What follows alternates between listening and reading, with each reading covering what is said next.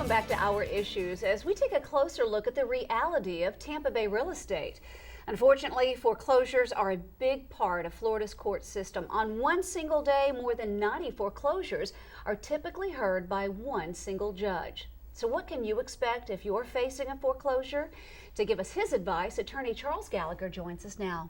Charles, when did you first get into this line of work, focusing on foreclosures? 2006, we saw the need and began to open that up as a practice area, so since '06. And do you think the public realizes how bad it really is? I mean, obviously those who are going through a foreclosure get it, but how many foreclosures are happening right now? They don't. There are tens of thousands going on in the courts right now, and the media attention to it has somewhat waned a bit, but the cases are still out there and many more in the pipeline. We were talking earlier to Christine, and she had mentioned that the mortgage company said, just stop paying your payments and then we'll help you. Is that typical? It's a universal statement most of them do make to customers. And they'll say that go ahead and default on your loan, we'll help you out, we have options. And almost to a T, there's no help at the end of that caution to them. Why do you think, give us several examples of why having someone like you who specializes in this helps people like Christine? Sure. How the loans were transferred from the heyday of the mortgage crisis to the problems with banks not meeting their obligations under the note and mortgage are the big areas. So many of these loans were not with the original bank. And if you're being sued by somebody who's not your original lender, the chain of title from bank to bank to bank is very important. And if there's not a continuity and proper transfers and assignments, that's a very big defense and really also a affirmative claim against the bank if they've not met that burden.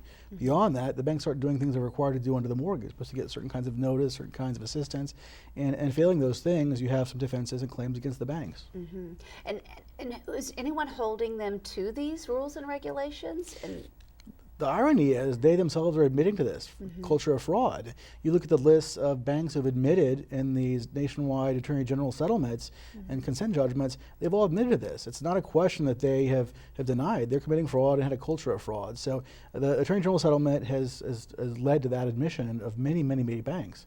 But beyond that, yes, I think that people are calling them out individually in these cases and standing up, and when they do, good things are happening. Is there a law or anything that will be passed or anything in our future that could hold them more accountable? Well, what they've done is clearly fraudulent and clearly unlawful. The problem is prosecuting the appropriate parties. To date, not one bank CEO has been prosecuted criminally or charged criminally. Not a one. And the trickle-down effect is that they believe they really are too big to fail, like the book states.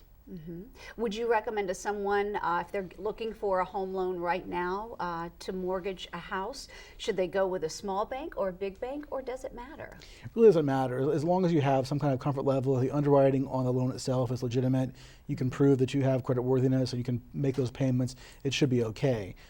Should is the qualifying word there.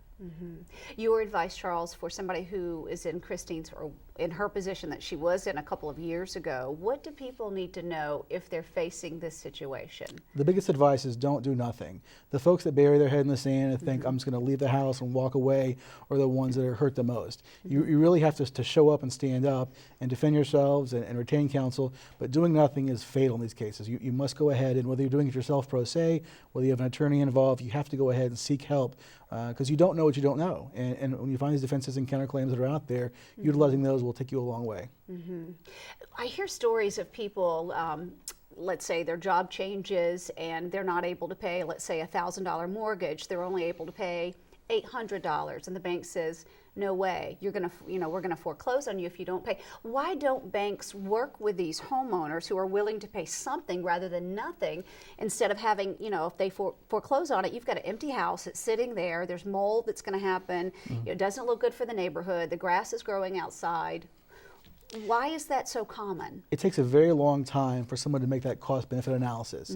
You have this functionary level of collection folks who will refuse a check for $900, but will take one for $1,000. Makes no sense at all. No. You have folks that don't understand the fact that some accommodation will allow the bank cash flow on a long-term basis, and yet those are people at low levels of the organization and system. Once you get to someone who can actually evaluate that cost-benefit analysis and say, yes, that's a good idea, let's go ahead and utilize that, it's almost too late in the game. You have to have somebody who's got that that intellect and mindset that knows this is a better option. But it takes a very long time to get to that level in banks and servicers. Christina mentioned that they're using younger and younger attorneys who just maybe don't care. Your thoughts on that? I find that that's the crop they recruit. They recruit folks that are really out of law school, that are quite young, and volume is key. There's no surprise that the firms that do a lot of this on the plaintiff side have many files, and they have a volume practice. So it's easier for them to go ahead and utilize someone taking a lower salary than it would be someone who's a 10-year litigator, trial attorney with experience. So as a result, they handicap themselves somewhat, but their choice. It's their choice, and it's not that these younger attorneys don't care per se. They just don't have the experience, perhaps. Absolutely. I mean, having no trial experience behind them, not being able to go ahead and work around a courtroom, those are things that are handicapping the process. Do you think the amount of foreclosures here in Florida, do you think that's hurting our real estate values here locally? It clearly is, and the banks have even taken to lobbying to affect that. Recently, there was some efforts in Tallahassee where they were trying to make the process more bank friendly. They've also sought to have a non-court foreclosure process in the state of Florida before. They want to go ahead and fast food the process even further. So absolutely, it is hog-tying our economy, and they're resorting to the courts and the legislature to lobby for that. What do you see in the future? I think we've got a good deal more of this to come. I don't think that we're anywhere near the end of it. I suspect at least 5 more years of this. Hopefully some steps will be taken from the legislative standpoint to give homeowners more rights. As we are right now, it's very weighed towards the banks. The banks have most of the rights. They're the ones lobbying. They're the ones with the larger tax base, obviously. So I think we're in for more of the same, if not some worse, before things get better. Really? That's interesting.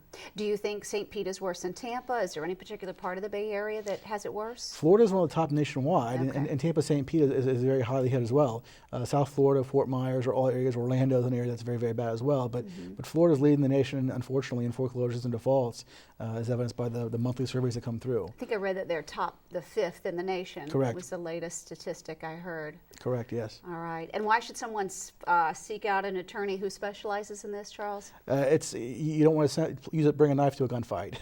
You want to have someone who's got some experience in the area of law, who's got some experience trying cases, and arm yourselves with every possible weapon by doing that. Don't seek somebody out who's not tried a case before, not tried a foreclosure case before.